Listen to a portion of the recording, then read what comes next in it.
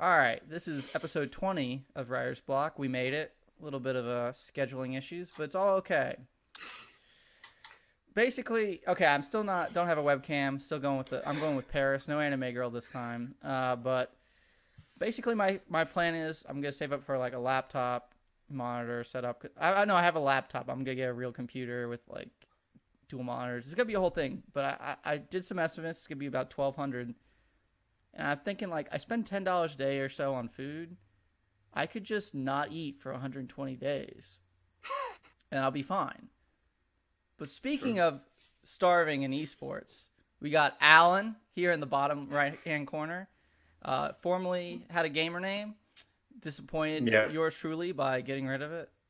But, yeah, he's going to help us out. He just showed up last minute. Was the most useful total nerd just sitting by his computer all afternoon. Happened to be ready for us when we finally figured out the scheduling issues. All right, but we're going to do the minors. We're going to talk about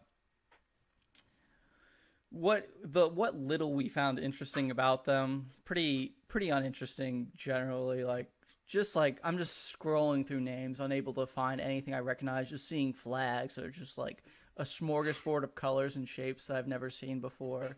It's like when you like on DMT or something and you just find new colors, you know, that's what the minor was like, basically. Okay.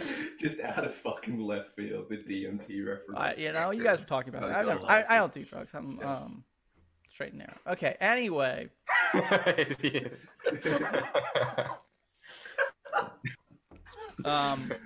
First topic, North. I mean, if we can't carry this podcast by screaming about MSL for an hour, I don't know what will carry it. So, Sam Max, I demand yet another apology. This team is dog shit. Sam, who predicted vouched for the Katie into MSL move before it even happened. I did. He crafted that shit before it even was announced. Like the stupidest move of all time was endorsed by yours truly, or not yours truly, but Sam truly. About a couple days before it actually happened. Sam, how do you feel about this North roster? Not great. I thought it's weird because if you look at the entire minor, they didn't do that bad. They just kind of they lost 3 qualification matches. It's a really weird, like everything was going fine. They beat Vitality in best of 3, and then suddenly it just sort of gets worse and worse. They lose to Ensa, and then they lose to Vitality, and then lose to Vici, which is like mystifying. I thought I don't know. It's so depressing, and like I just feel like there's no, I don't know. Like the vitality. Oh my god, never mind. That's a French word. There's no spirit or energy in that team anymore. They felt kind of lost when they were playing. Now I just watched Allan's video on their Dust 2 against Vici, so that's going to corrupt I'm going to steal all his terms. But there's definitely a degree to which I thought that they lack direction, and I don't know if that has to do with Cadian specifically. It just looked like they didn't have okay, here's a simple plan. We'll execute that plan. Yeah. And we're going to have success here. And when they did do that, they had success. So it almost felt like they were overthinking or trying way too hard, which is possible. Maybe it's that they were trying too hard, or Cadian wasn't able to sort of make all of that information cohere into a clear and simple game plan. I don't know exactly, but it definitely seems to me like this is good evidence that this roster is going to have significant changes, because they were like, Vici was punching so above their weight in that best of 3, and there's no excuse for, like, this is really, really, really bad. Losing to Ensa is acceptable. Ensa is a decent team. Vitality is that's already pretty bad, but losing to Vici is, and you saw it in Wimp's outrage after it finished. He was super pissed, right? And being pissed is one thing, but being pissed publicly is another. That was definitely a signal that there's going to be some, I think, significant changes in North. All right, Max, your turn to grovel for the general audience. Beg for our Lord and Savior's forgiveness. I'm just begging for more so for that people don't overlook Valde and how good he's been. He's sick. Because the team is just such a like so frustrating to watch, and just at times it's just such a like a big dog pile of shit that's just on fire that it's hard to understand that there's like a little diamond in that, you know. And It's that not a little ballet diamond. is It's like if so like also like a big diamond Archimedes surrounded has by like shit. all the like glass mirrors set up, and there's like this shining like burning part that makes the whole like it's like it's like burning trash. It's just like Yeah. it makes everything else look much worse, and it's destroying the world. With the pollution. Okay. But Alan, I'm putting the wiffle ball right up on that baseball tee for you to hit out of the park. What's wrong with this fucking North lineup? How did they lose to fucking Vici Gaming? Why is this team bad? Why does MSL need to come back? Why and if you want to go ahead and like name specific players that you think should never be able to cash a paycheck again in esports, feel free. All right, so to start off with, I don't think North beat anybody good at the minors. I don't think Vitality is a good team. No, but it was okay. No, you're right. Really, I don't think anyone would really class them as top 20 or whatever. Yeah, but Vitality's an okay team. North's win over them was okay, but MSL's win over Astralis twice in one tournament to win DreamHack Masters Malmo, no big deal. Yeah, it's all right. But did you see them almost make the second stage in the major? That's kind of pathetic showing. But I'm totally fine with North getting ass blasted by Vici. Okay, Alan, continue.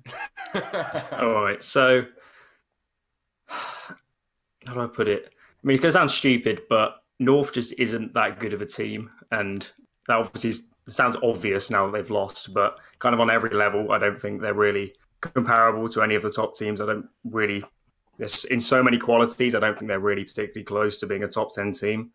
And more individually, at least during that series against Vici, Gade really didn't impress me at all. I think he gave up so many entry kills and made quite a lot of mistakes, which I thought he was quite a solid player, but in that series, it looked really strange. He just wasn't on his game. But overall, I don't think inside, I don't think when the match is live, Caden's necessarily the problem. Perhaps outside of the server, setting up the team going into games, building the structure, kind of planning out overall T sides and CT sides, perhaps that's where Caden's having more issues. But it feels like I would have thought with Ave behind them, he's been around for so long in Counter-Strike 1.6 and now coming into Go. He must be spotting all of these mistakes. And I don't really understand how they make so many team play mistakes, why their calling is so strange sometimes. It's all just a bit odd from my perspective. And jokes aside, like I definitely think that I can just like throw it into a narrative like they should have never replaced MSL, which I've been screaming about for months. But I mean, there's two I think more specific issues. I think that as you point out in the video, there seems to be like a disconnect in how the team is run, how well they're coordinated.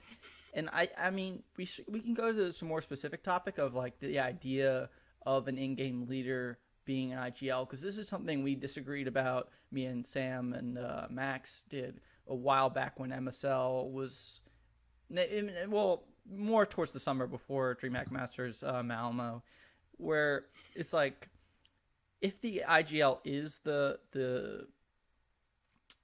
entry fragger or a guy who's leading the pack who starts that instantly makes for better coordination, because like the guy who's going first is calling let's go, right? It's not like Kirby is running off in his own and says, hey guys follow, but then like another guy is saying, hey don't, and then they have to listen to Katie. Like it makes for instantly better communication or better team play in that sense, because the guy who's going is calling go, right? But I mean, Sam, do you disagree with that? I mean, at the time you were saying like, oh no, like look at how bad MSL is. He should never be leading the entry. That's immediately goes to 4v5. Okay, that's not exactly right. There's a bit more nuance. Not that much more, but a bit more. You're here to provide the nuance. Go ahead.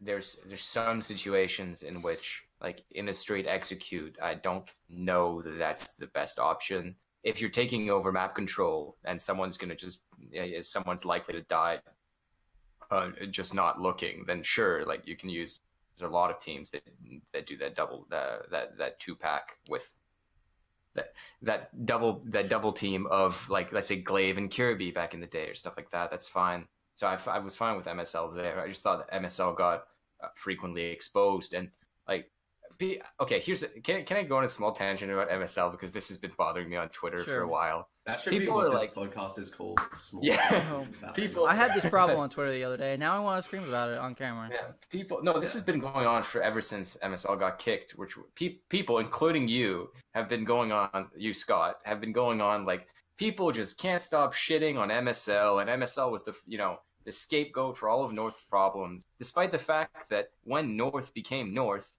every other player got kicked before MSL did. And almost no one said it was MSL's fault until many of those players. Because at first, people were like, oh, it's not his fault, Rubino's gone. And then people were like, oh, Magisk is underperforming. And then people were like, oh, Cajun, like, people like me were saying, oh, Cajun B is not an elite opper. And they were looking at all these things, giving MSL all this leeway. And then after, they changed their entire roster. The only player still there is MSL, and they're still mediocre. And people are like, oh, maybe it's time to replace MSL. That's not scapegoating. That's the exact same thing that the North management did. Well, I think the problem in this argument is that you're assuming that some blame the blame naturally always should be MSL, and they're just finding different places to put it, rather than at the time those were reasonable arguments. And... No, I agree with you, but people are saying, like, it's as if, because at the end people were banging on MSL, people are doing a revisionist history where they're looking at all those different places and saying people were banging on MSL even then. They're not. Like, I genuinely thought that Cajun B should be out of the team. He turned really, really unpopular till this past summer. Right. Yeah. And then and the reason why is because at that point they were still mediocre, and there's the only person left. Now, do I think that roster was like an elite roster, and that MSL was like should have been able to lead it? No, it was less talented than like Snappy's roster right now. But at the same time, I don't think that it's unfair that North management had like with Abe and Wimp established, had many months to look at MSL and decide, actually, maybe this guy isn't the guy that's gonna make us into an elite team. Like, that doesn't seem to me like a scapegoat decision after bombing out of a major qualifier. That seems like a very deliberate decision made. I mean, they were at the major. I mean, the prelim stage of the major. You talking? Yeah, they were the major qualifier. Yeah, I'm talking about when MSL got kicked, they got eliminated out of the major qualifier after winning DreamHack Stockholm, right?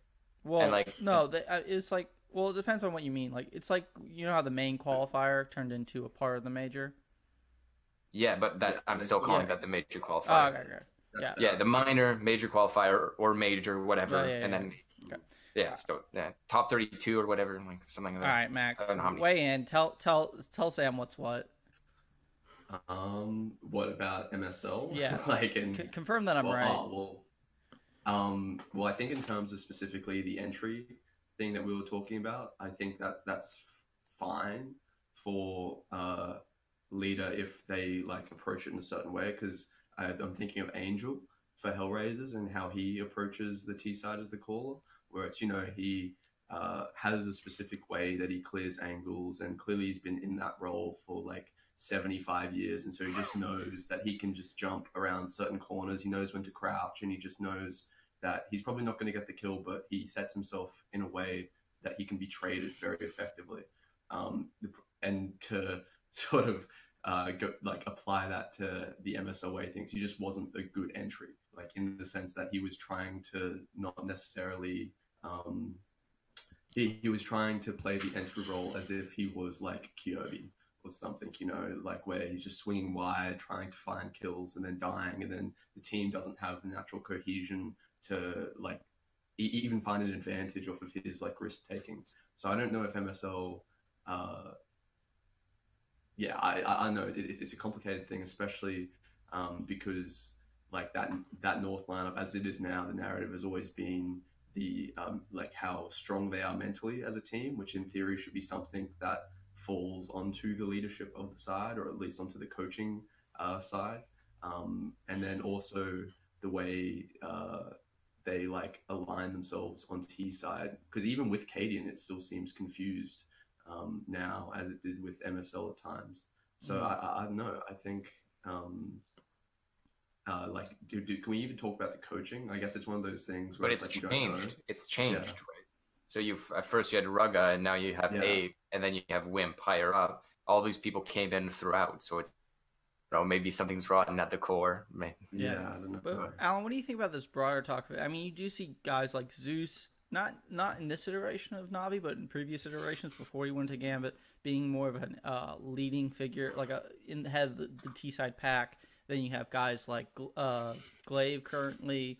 Do you think like an endgame leader being at the front of like an entry pack, or like the person that leads the execute, like naturally creates a sort of cohesion? Or do you think that like if there's do you think that like if you have a guy on your team like Nico, well, funny enough he's the in-game leader for phase now, but if you have a guy like that on your team, maybe a Zwu, we can talk about him later, he should lead the entry pack. Yeah, just say Zwu. Just say Zwu and swallow it. Okay. No. Okay. No, I'm sorry. All right, Alan. But the question, continue. Go ahead. Yeah. So, basic question is, I think you're trying to get across is, should kind of an in-game leader call around themselves in terms of being like aggressive on T side, taking map control and this sort of thing. So,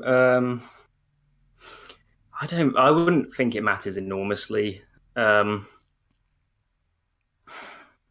So it would help probably a little, because they would be the person like, what's the word? They'd be like initiating the moves and stuff. So perhaps it'd be a slightly easier in that sense. You just kind of do it instead of having to ask someone to do it. But I don't think it would make an enormous amount of difference. Even if they're someone further back throwing the nades, they can still say what to do. But to kind of jump in on your discussion about whether they should be entry fraggers or not, I think entry frag is like a pretty crap term with how we use it. We use it way too broadly when in reality there isn't really always defined entry fraggers. You tend to normally just have like people that default to the middle of the map, and then people seem to think they're entry fraggers because you're normally kind of taking map control through the middle of the map, and that's how you actually impose the map pressure on the other team most of the time and that sort of thing. And then you also have execute entries. Yeah. So in that sense, certainly there's loads of executes on T side where the first player is almost certain to die. Be a good example, exiting out of B-Apps or Mirage, that first player jumping out of window is almost certainly going to die. And same with apps dropping on Inferno. These sort of things, you might as well send your weakest player in first, have them traded out. But for like defaulting to mid and stuff, taking map control, I think you would probably want your best players going in first, at least your best aimers going in first to kind of, what would be a good example? I don't know, taking mid control Mirage or something. Yeah. Like, you always want your best player going in with the flashes into connector, try and take those fights up top of connector, getting hall control. I should say ladder, can't swear or whatever. But yeah, so I don't know. I don't think it really matters. But I'll just weigh in on the MSL topic. I do think it was the right move to get rid of him. How dare you? I think they'd capped out as a team, to be honest, with MSL leading. And I don't know. I wasn't always a fan of how MSL called, actually. I didn't think he was that actually. I think in terms of, how do I explain this? If you nail him down to one execute and how they do it, I think they were pretty good. I think he was good at setting up one round, but calling round to round, there were some really questionable games from MSL where he would just call them into the ground just by calling really strange stuff. At least in my opinion, he was. And I do think it was the right move to get rid of him. And I think in the end, this KDN lineup will probably get better, and they'll probably level out to about the same level as the MSL team. So this KDN lineup, you're going to keep this KDN lineup. Well, I'd probably make changes, but right. Would you keep KDN?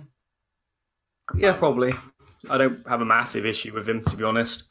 Well, I'm in extreme pain. I wish that the audience could see my facial expressions. It's like witnessing a man slowly starving to death after not eating for 120 straight days. But all right, Max or Sam, please tell me that I don't have to yell at this man myself. He's a guest on the show. I don't want to be rude. Tell him why he's wrong. No, like I think KDN probably over time might actually become a better in-game leader than MSL. Is he going to become a better AWPer than MSL? And in terms of, I think like the just having someone that hasn't had time in this North lineup and just the ability for him to explore different options and to figure things out, I think is good. And I don't know whether the issue with North is necessarily like the leadership, or it feels way more intangible, and it feels way more just one of those things that's cultural, and it's about the team just finding itself. And I don't know if continually changing out leaders or continually plugging different players into certain roles is going to fix that systemic issue of culture.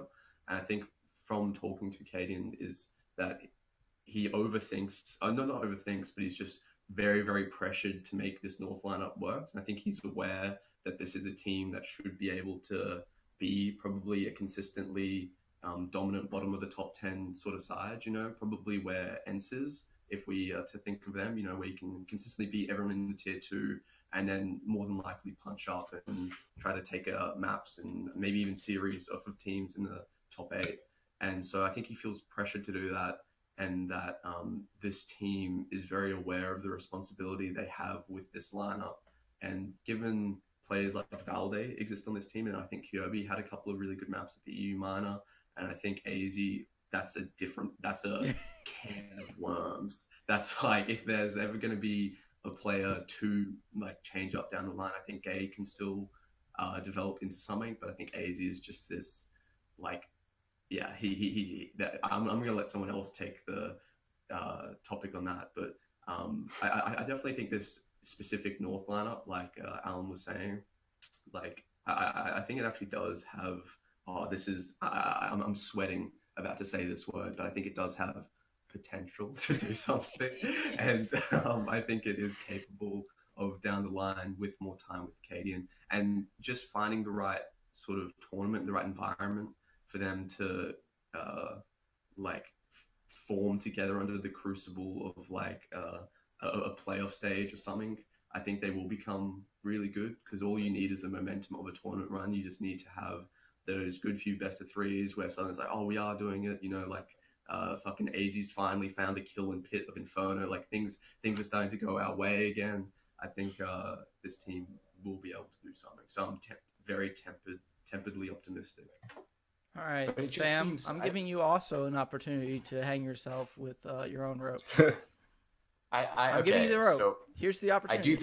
I do think that kicking MSL was a justified move. Yes, I agree.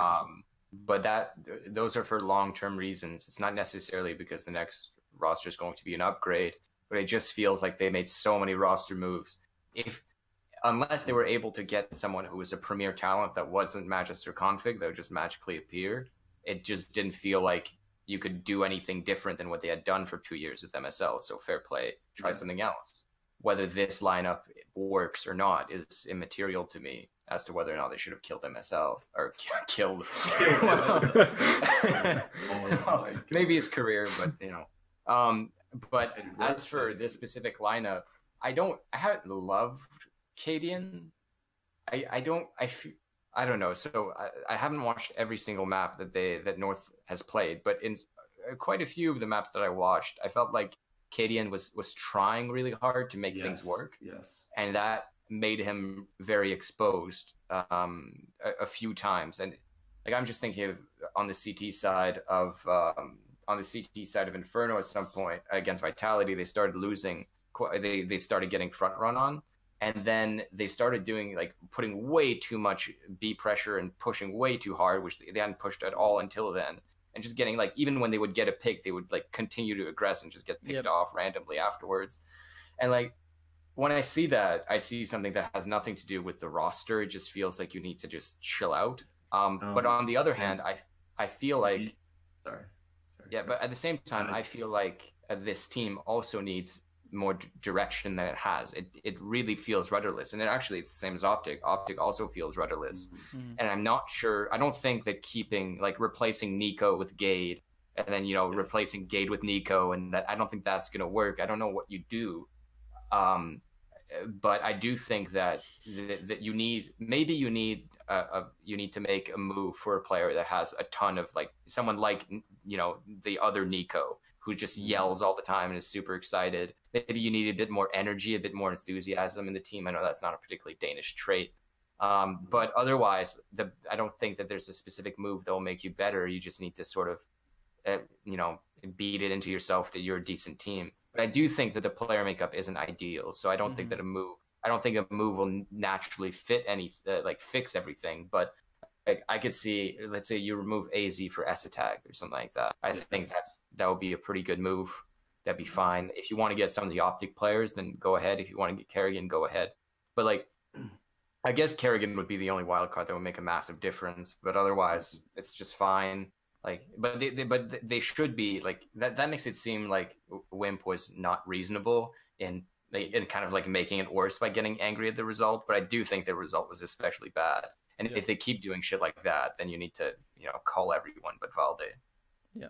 Because the analogy is with their T side and describing the Cadians calling. You know that scene in Indiana Jones where the dude is doing all the crazy karate and stuff, and it's and then the guy just shoots him. Just and that's pretty much just, and that's what it felt like watching the Ents game. Is North was just all right, so what we're gonna do is we're gonna run the clock down in 20 seconds. We're gonna fake B, and we're gonna go back through mid. Then we're gonna mid round, then you throw, and then Ents is just we just find 2 kills and the round is over. And then and that to me is just systemic of Katie just being all right, I got a sick plan.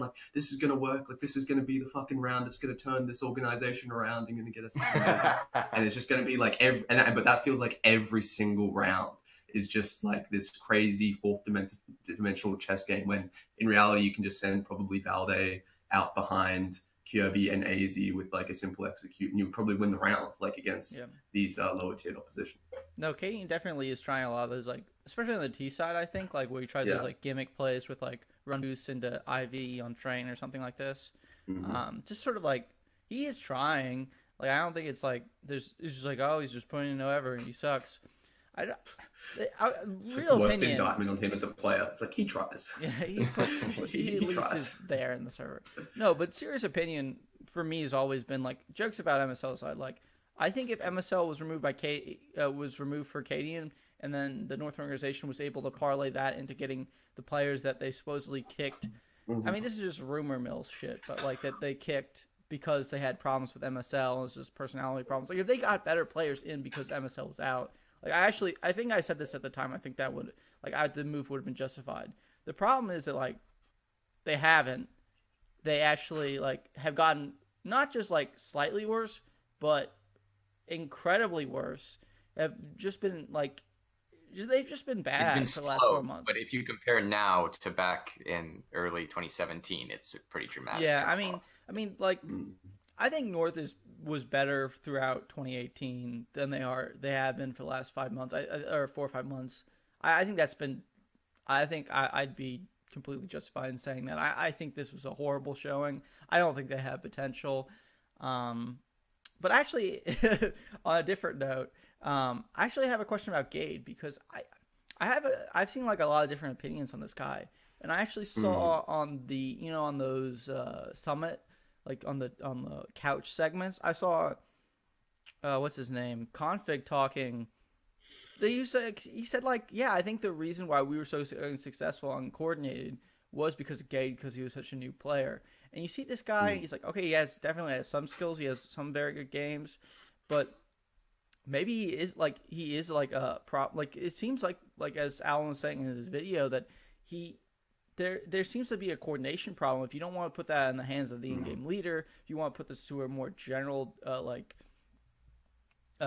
discord or uncertainty or dismemberment, I don't know, the team problems within the team, is Gade a problem? Do you think Gade gums up their gameplay? I mean, I think to me it looks more like AZ just making boneheaded plays again and again. But what do you think about Gade? Anyone want to take this?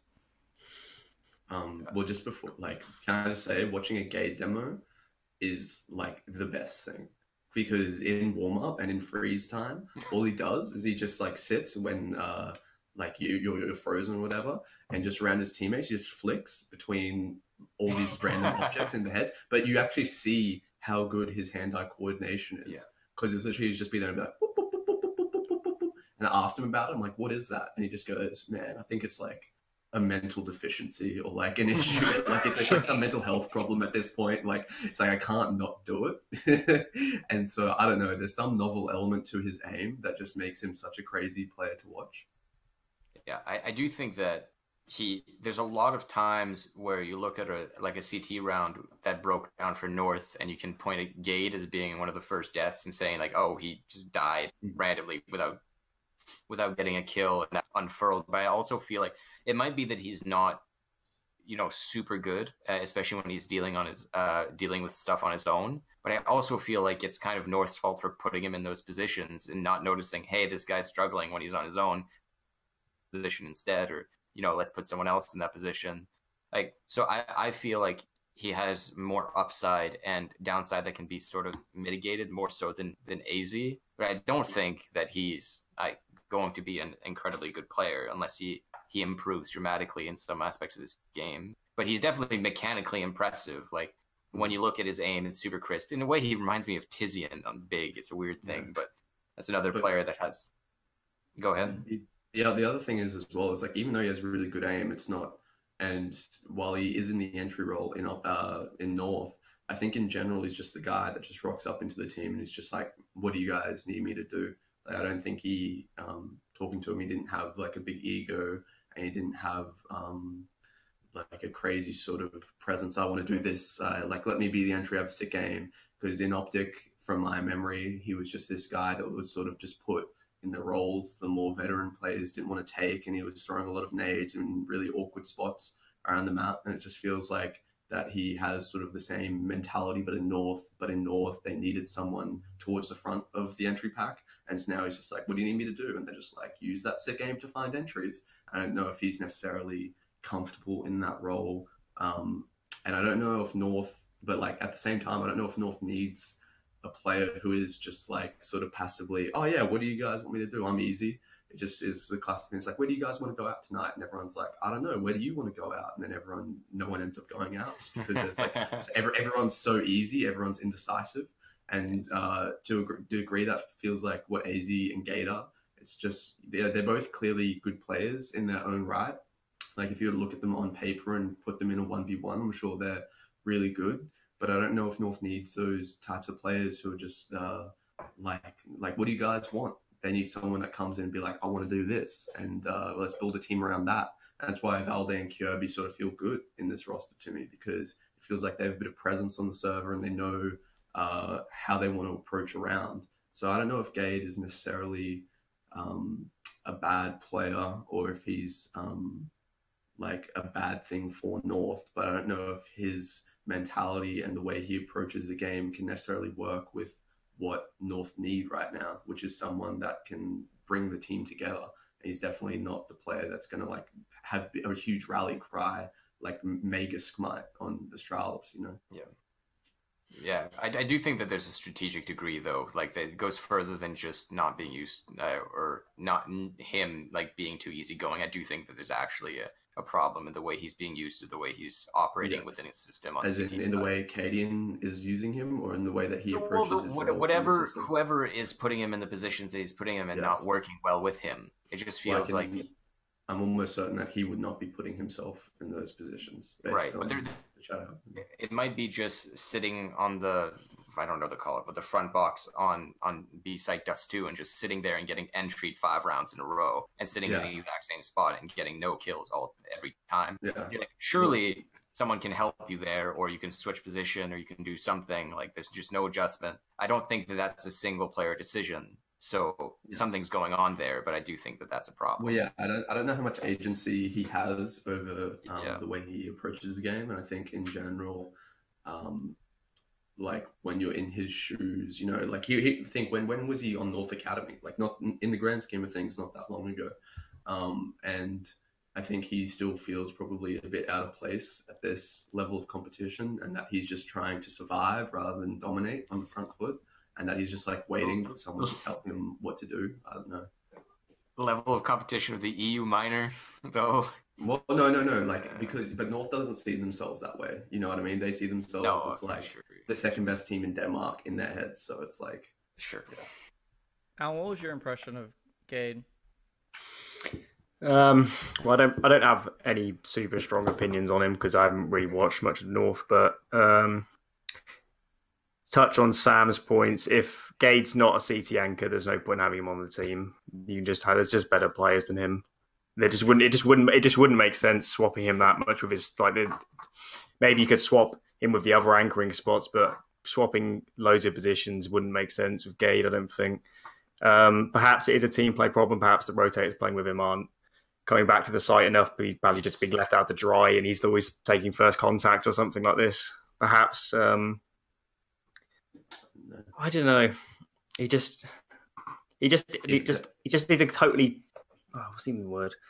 Just a totally average player to me. There's nothing particularly interesting to me about Gade.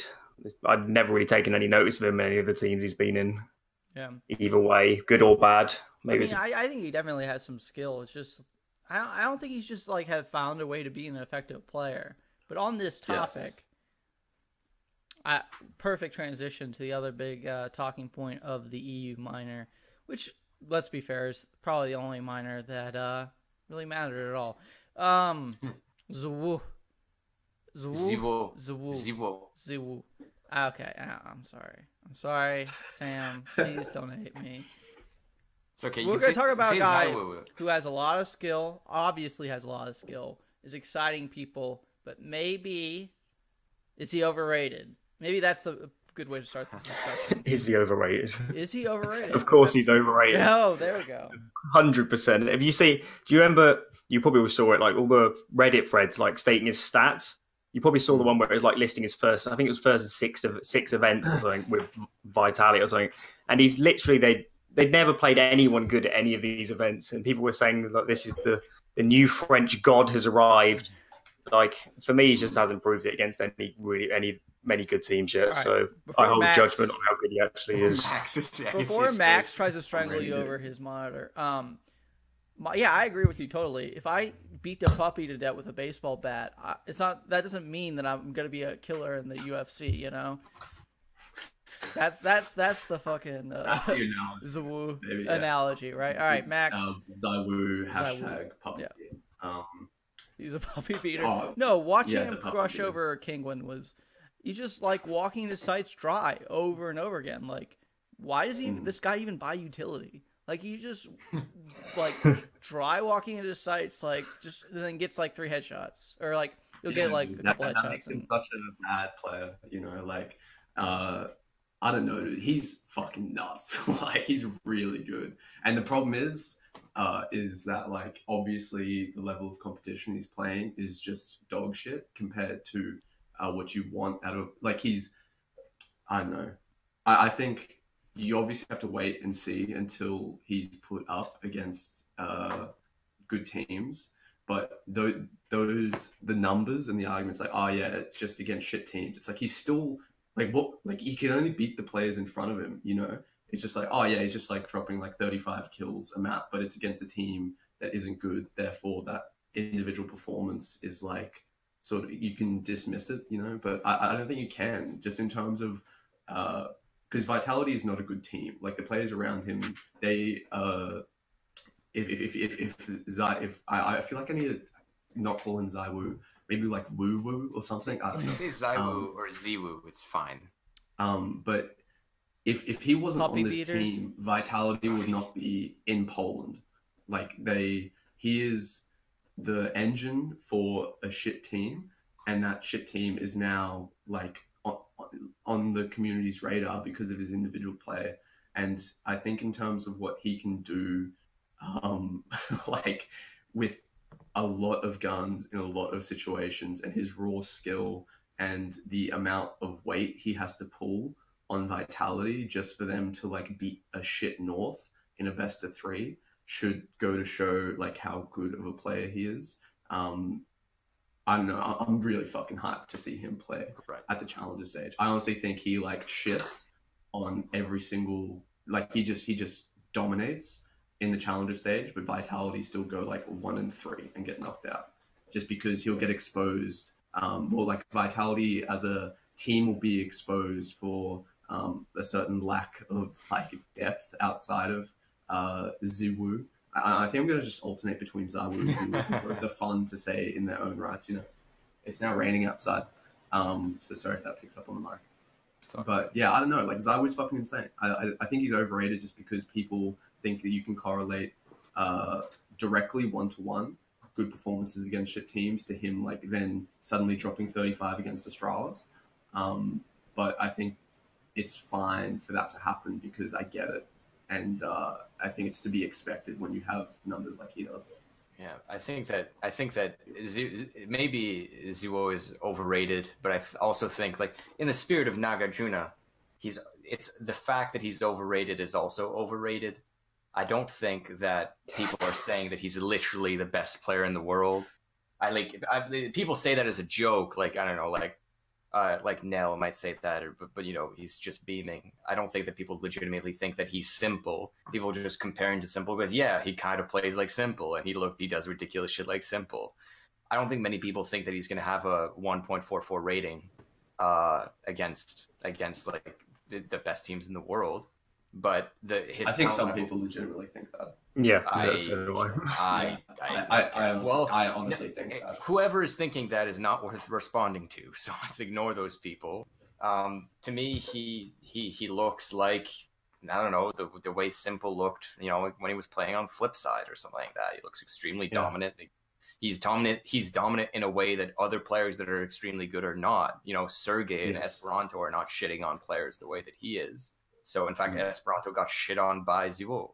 So I don't think that him and the regular star are comparable. I do think that he's a superstar talent, whether he realizes it or not, who knows? It might take a while for him to prove that he's one of the best players in the world. He might never be one of the best players in the world. He definitely looks like he can be. It might take many years, as it did for other players. But I think that he's definitely one of those players that might be a top 3 player for players for many years. Like even in situations where you can tell his role is not designed to be, because I just like that clip on Nuke with the P250. Dude, we talked about this like 2 episodes ago. He's going back to it, Allan. I think about that weekly. Like just at work, you know, like just you know, sometimes you remember like a funny bit from like a stand-up comedy thing, you just laugh to yourself like ha ha ha ha. I do that, but with that clip at work, you know, I'm just always smiling and shit.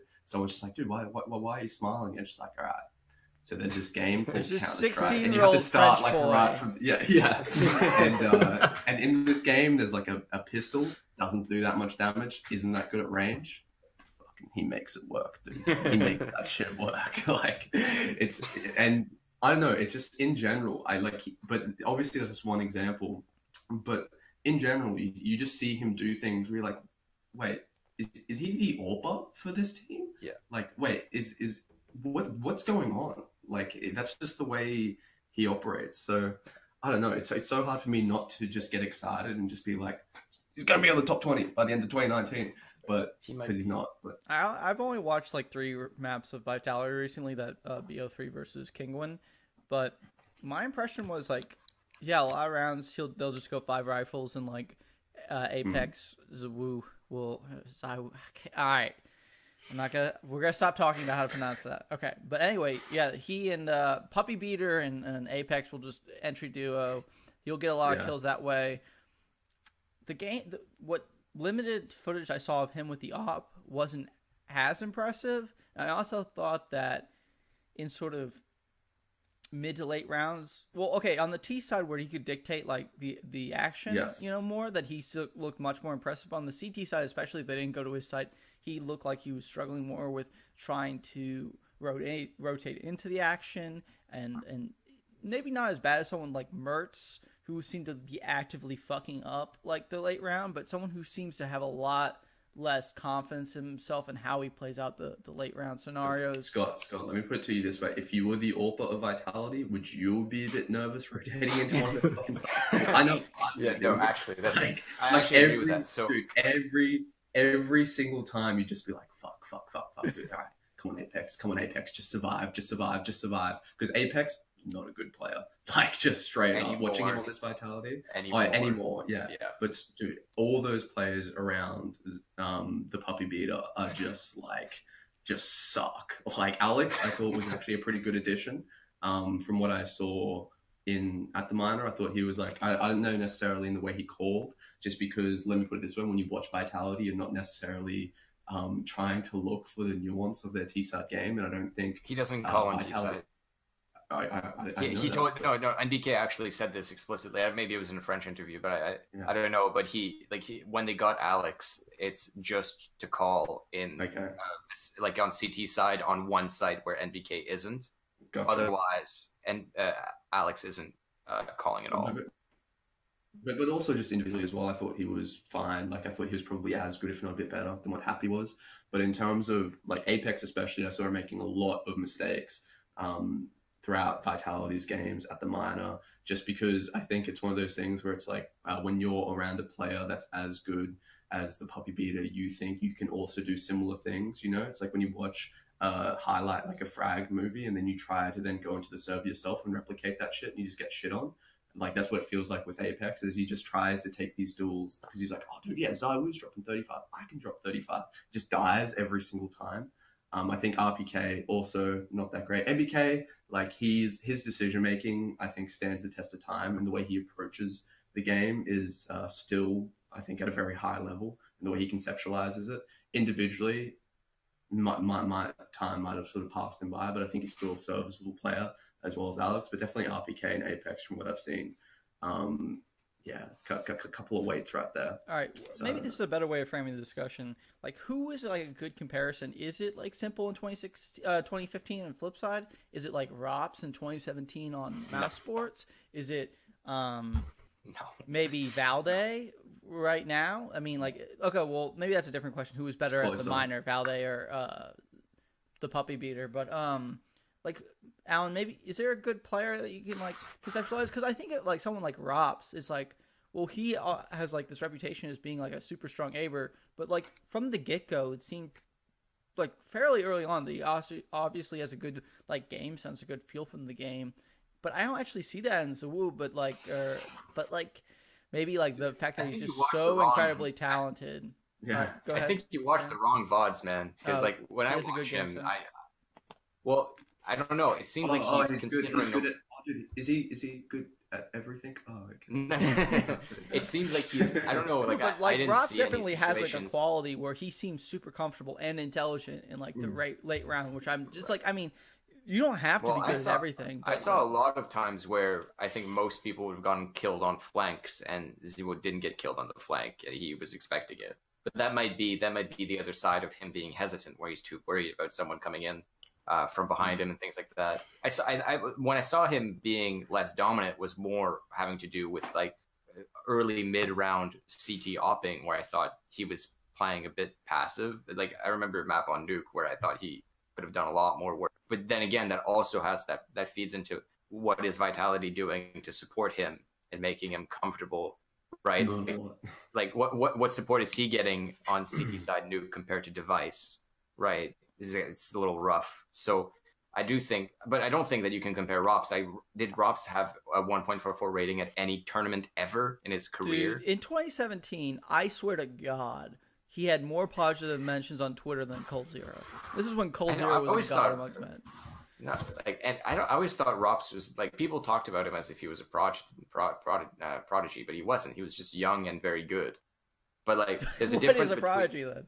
Yeah, I was about to say, like. Okay. Do you see the difference between someone like Magisk, or maybe not Magisk? I don't know, like Valde, Magisk, and Nico and Simple.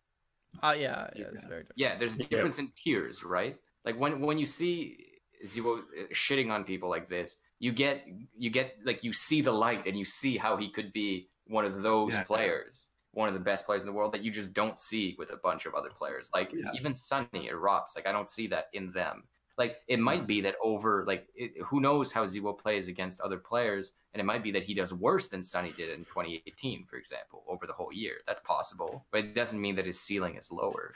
From our current epistemic perspective, that might change over time. Well, it's also just like when you watch him play, you just go, all right, you're here right now. Like, it's very hard for you to go backwards. You know what I mean? Like, it's very hard to see how, like, because when he does things in the game, like, well, clearly there's a lot more room for you. There's still, like, we haven't even seen the ceiling for this, but like saying that we haven't seen the ceiling is like you're dropping like 1.4 plus ratings, and so that's why I definitely see what you're saying as well. Though, Sam, with the levels of like superstardom.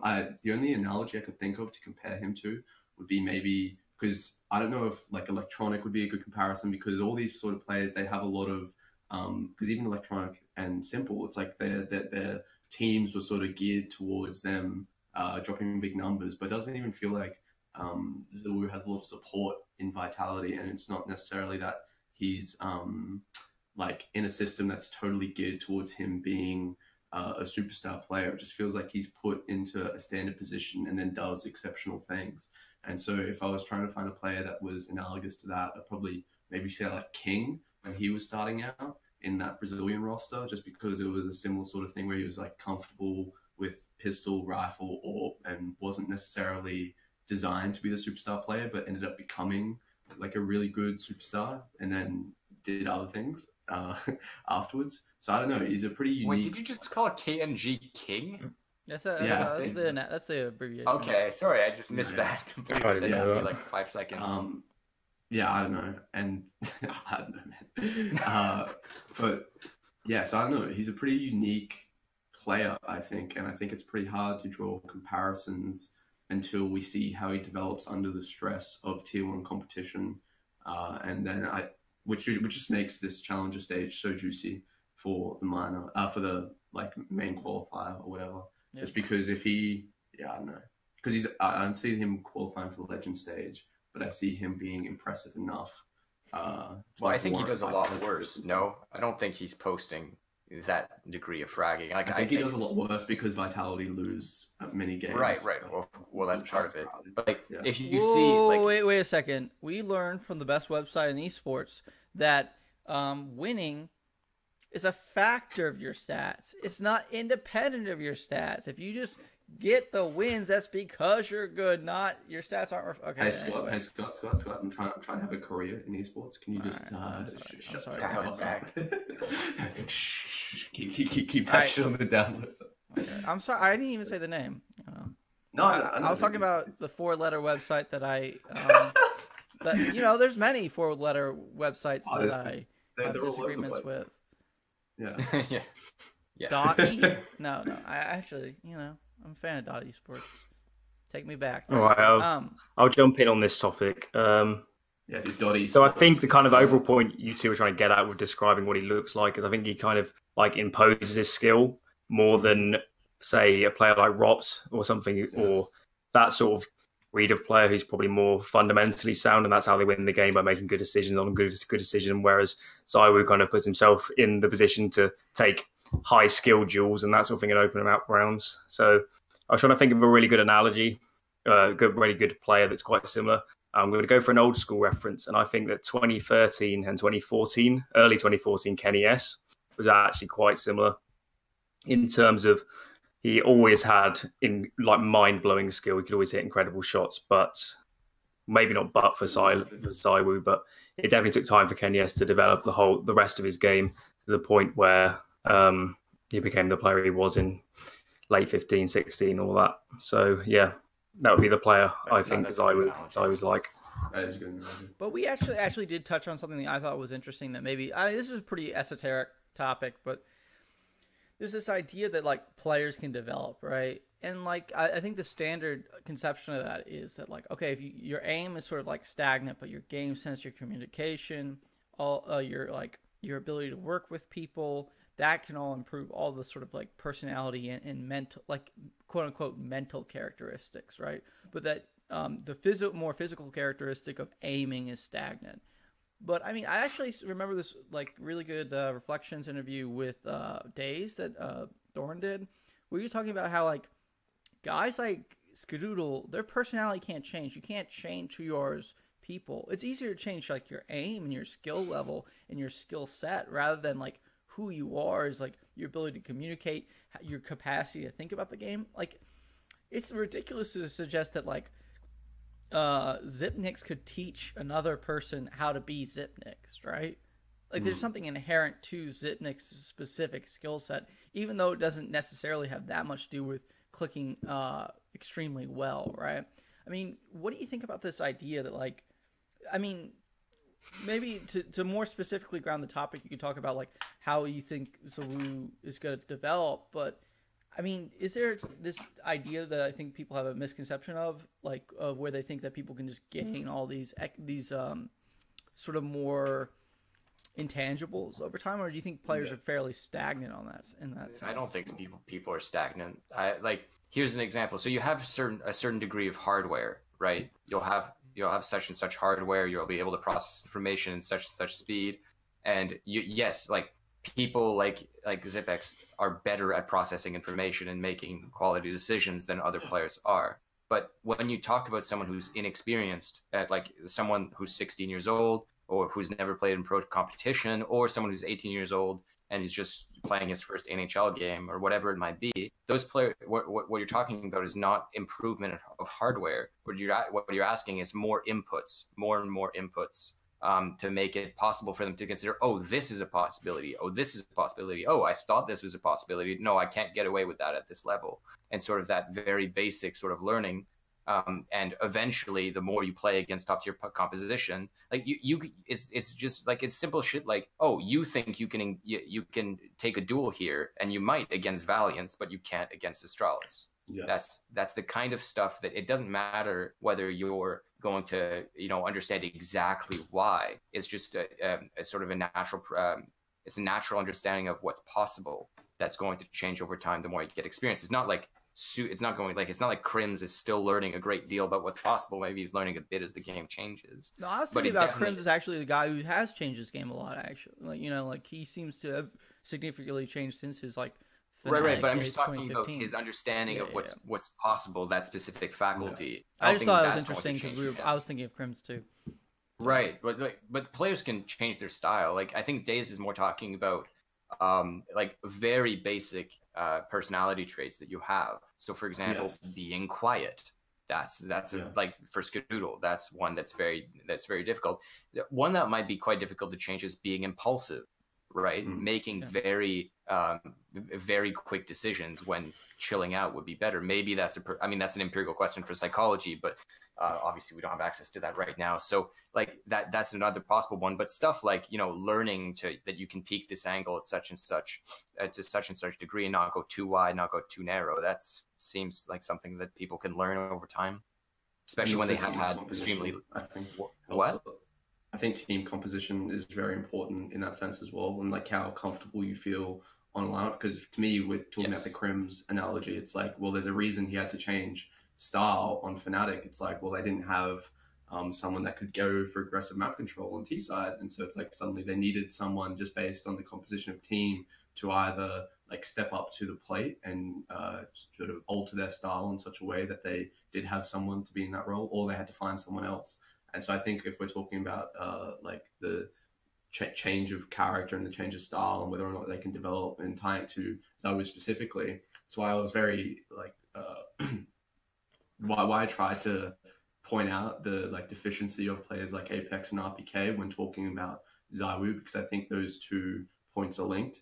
And I think that I definitely agree in terms of I see it not necessarily as like understanding, like and also as like understanding the pressure and the stresses put under your play at higher levels of competition.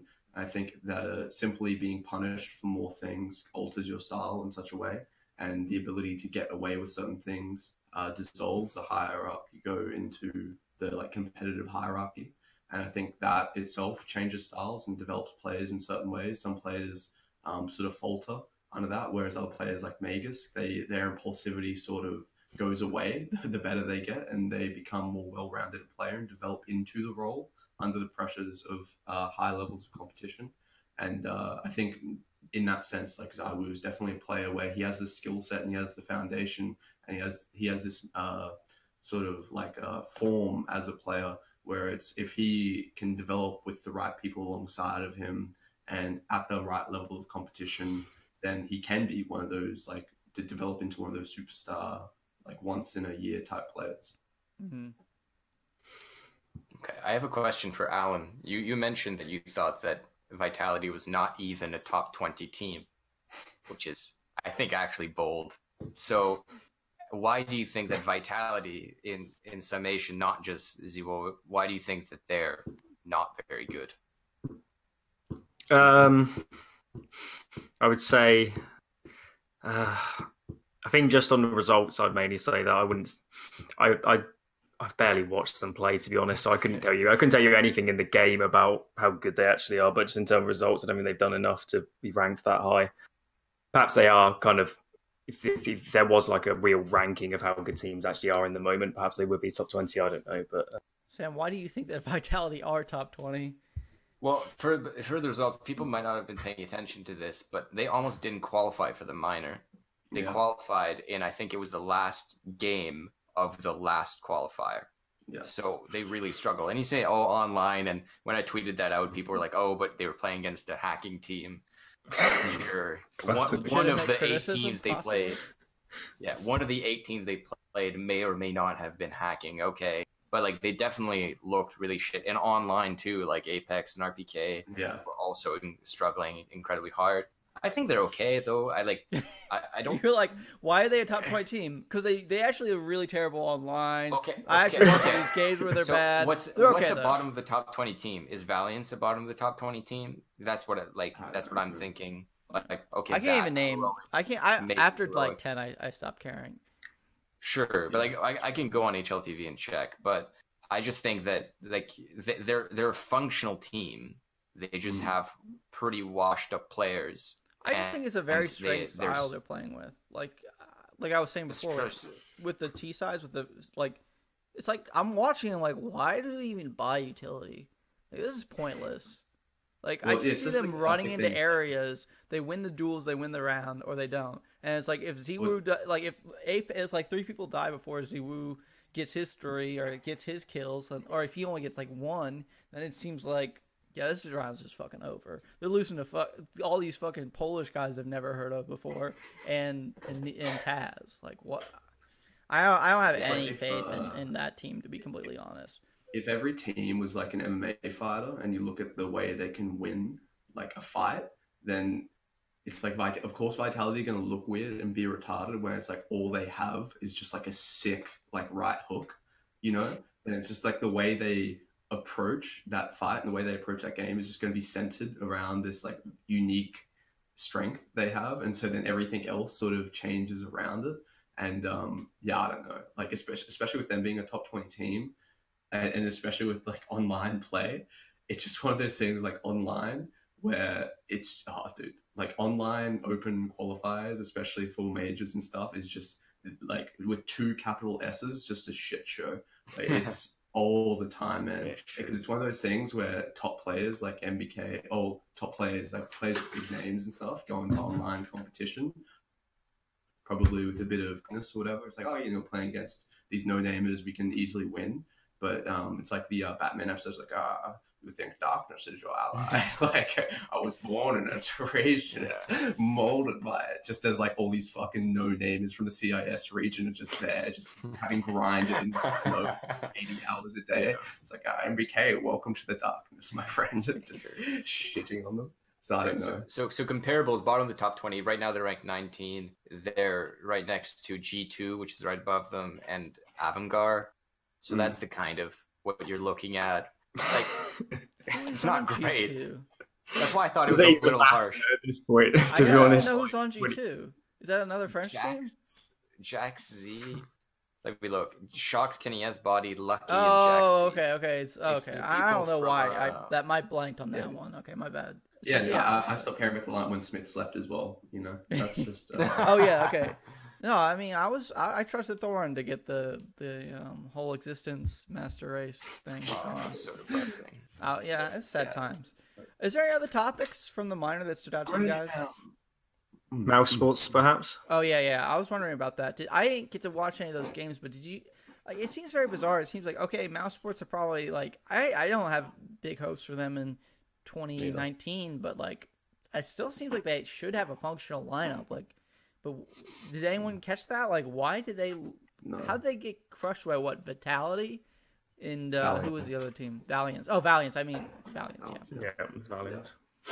Like, Valiance I've always been pretty pessimistic about Mouse for a long time, just because to me they feel like such a fractured lineup. Because it's the classic thing where you build a team on paper that's man for man, perfectly balanced and cohesive. And if you look at all the roles, so it's like, oh, dude, we have this player doing this job, and everyone's doing on paper like in their roles. And so when it comes time for a change, it's like, fuck, who do we change? Because everyone is in theory in their perfect role.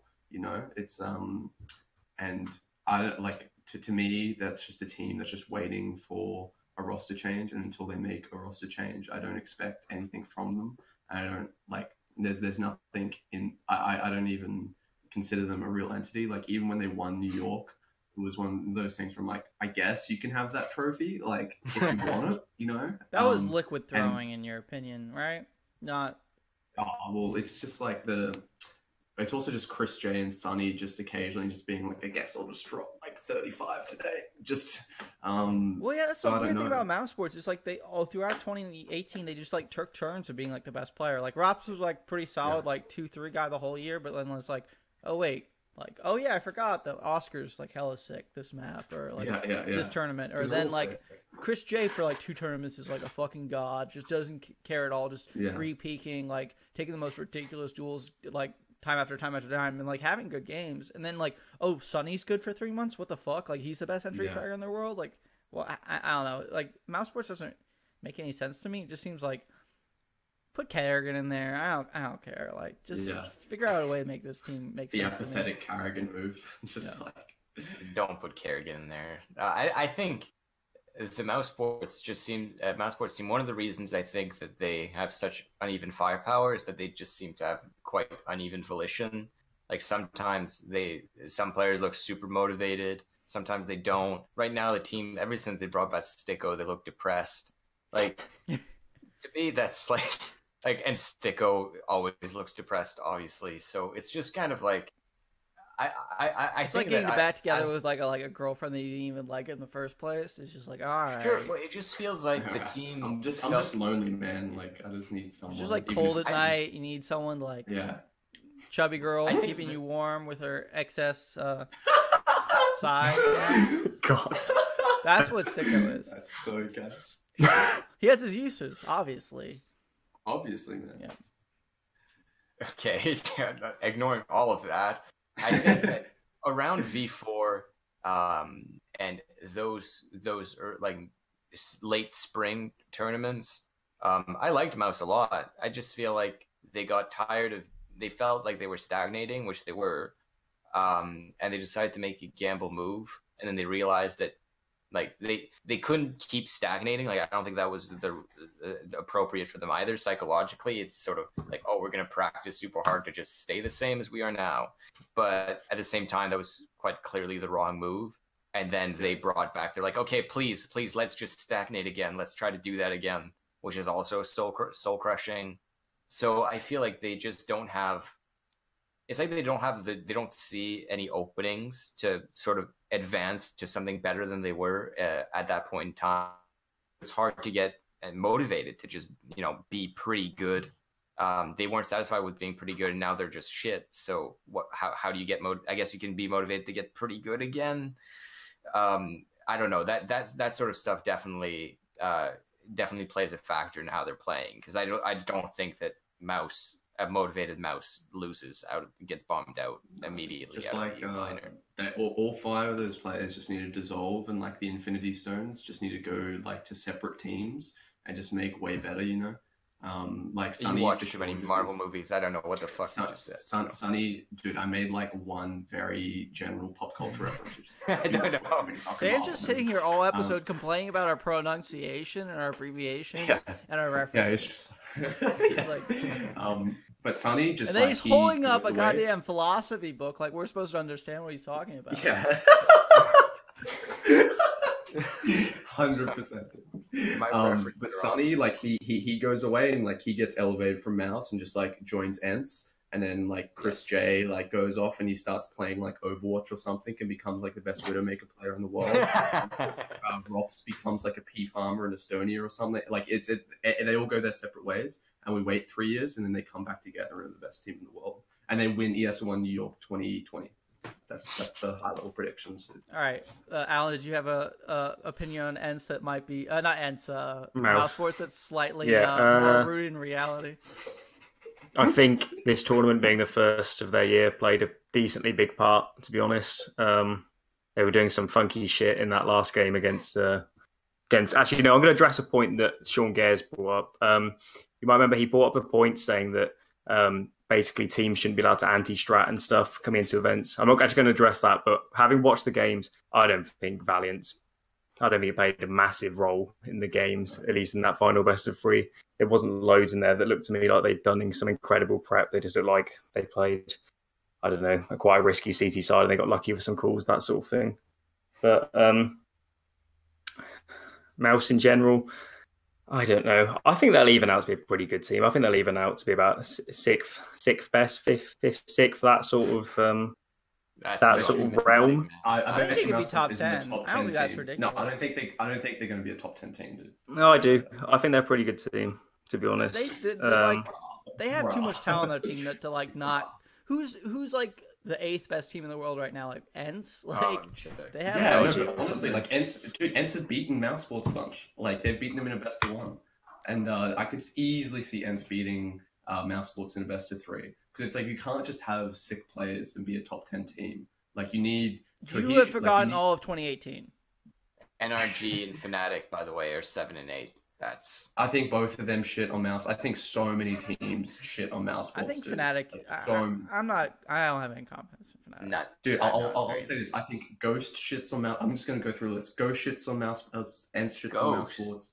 Yeah, dude. I bet you Ghost shits on Mouse Sports, dude. Renegades get shit on by Mouse Sports. Cloud9 get shit on by Mouse Sports. But there's like a lot of they all get shit on by Mouse Sports. Okay. The thing is, like, if you are a team that's like functioning and actually has a system in place and has a structure and has 5 players that are on the same page, then you shit on Mouse Sports, because all those things I just said are things that Mouse don't have. Now, if you're someone like Renegades who are a bit more like unsure of themselves in terms of how they want to play structurally and don't necessarily have like the sickest players individually, well, then Mouse Sports is just going to run around the map and fuck you up with like Sonny and Chris J doing nutty stuff. Same could be said to a degree for Big. Same could be said probably with Nip and Cloud9. But I think the very second you put, you can effectively punish the incredibly loose and like incoherent play of Mouse Sports, then you just win the game. Like over the course of a series, that might change because you have Mouse Sports players who are very comfortable in series play and very experienced over the course of a best of 3. But I think in general, like a lot of teams beat Mouse Sports, and it's maybe they sit like towards the bottom of the top 10. But if they suddenly became like the 13th best team in the world, would not blink a single eyelid, dude. Oh, I'll come back in. 5. I'll review that because I don't think they are. I think they do have a decent amount of structure. I do think they are. Yeah. I think you're underselling how much like team-based fundamentals they've already got down, that sort of thing. I don't think they are that loose on T side, to be honest. I think they're just a really explosive team with how they like to play. They like to run a lot of kind of contacty sort of plays, like off flashes. They don't like to necessarily play slowly, which I think is their weaknesses, playing late round situations, playing off communication. I don't think they're that good at that sort of thing. And on CT side, I was watching. So before we came on, I swept through both of that series. They had some fucking weird rounds on CT side where it looked like massive communication problems with who was holding what, protocols moving between setups, and these sort of things. And I think once they iron those things out, I think they'll get back to where they were. I don't think they ever iron that. Like, I think that's just what that team is. I think the team is just this, like, as you were saying, just a team that like goes into a lot of funky rounds, that they lack communication. And even when they were succeeding and when they were like a team that justified being a top 5 team in the world, I think it was it's the classic thing that we've seen all throughout 2018, where it's just this side that comes together and has momentum and then uses sort of the like momentum of a tournament run to make up for a lack of team structure. And when everyone's just like like hardly putting things together and just sort of building the plane as it flies type thing. It's exciting. You're finding success. People who are playing far above their level suddenly like they bring others up to their level, and it's very, very easy to sort of keep the ball rolling to a degree, I think, when you have that momentum behind you. But when you're in a place where they are now, which is like so cold, they have nothing going their way, haven't even made it to haven't even gotten out of the group stage of a minor, and everything, like there's such a tall mountain to climb. And I think it's like a feedback loop where eventually they'll just get like worse and worse and worse, and they'll realize they'll eventually need to make a roster change, and they'll probably will make a roster change before they're outside the top 10 on HLTV. Like that's what I would expect. But yeah, to me, like there's nothing within the context of the game, like in the server, as you're saying, there is some sick players, and they, even though I'm talking like a lot of shit, I do agree with you. They still are like a team that has a basic understanding of how to play Team Counter-Strike, and they still are capable of winning series against probably the likes of a Cloud9 or maybe even the NIP, if NIP are playing below their level individually. But I think in terms of like what is required from a team to be a top 10 team in the world, they just don't have that.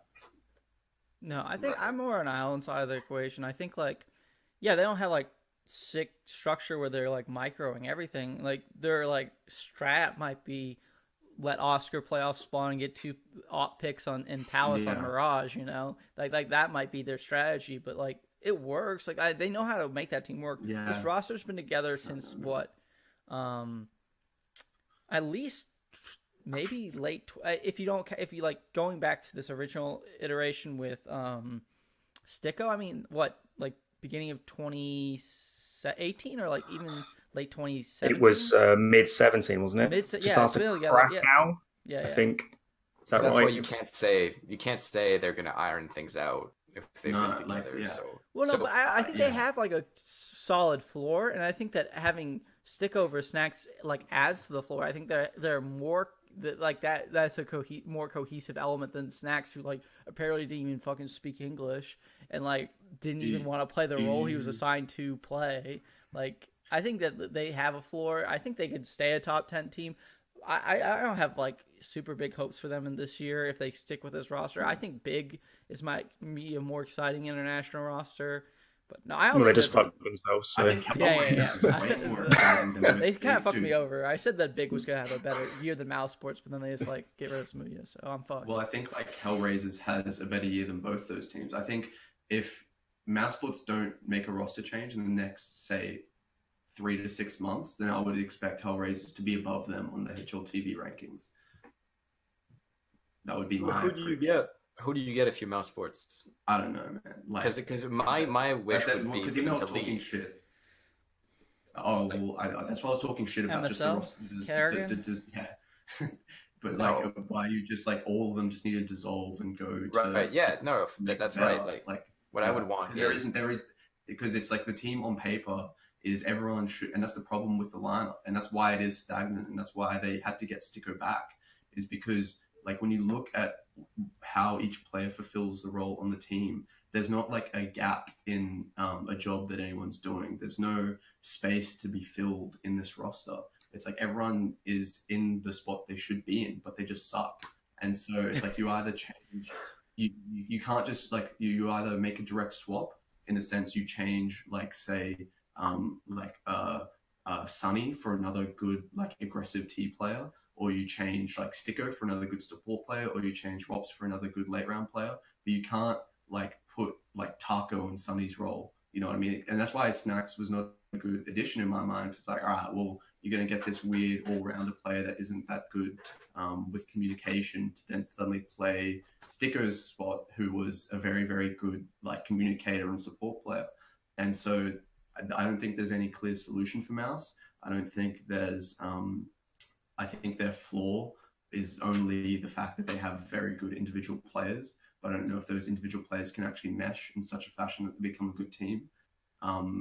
Yeah, super not optimistic about Mouse Sports, but to go to what you were saying about Big potentially being the next good international lineup, I know, well, didn't someone just Smooth, you're kind of from fucked. them?